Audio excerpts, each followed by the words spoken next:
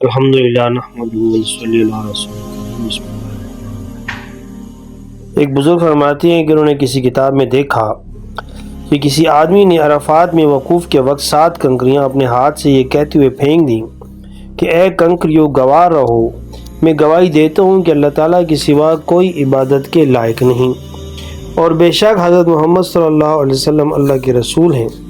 اشہد ان لا الہ الا اللہ و اشہد ان محمد رسول اللہ۔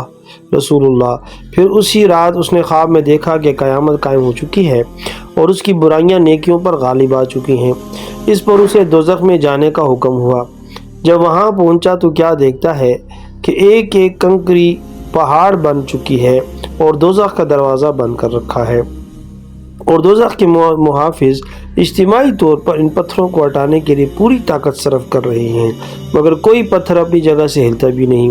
پھر وہ عرش کے پاس جاتے ہیں، نیز پتھر بھی ان کے ساتھ چلتے ہیں، اور وہاں پر تمام فرشتے اور وہ کنکریاں جو کہ اب پہاڑ اور پتھر بن چکے ہیں اس کلمے کے پڑھنے والے کے لیے سفارشی ہوتی ہیں، حتیٰ کہ اللہ تعالیٰ ان کی سفارش کو قبول فرما کر جنت کی طرف جانے کا حکم فرماتا ہے۔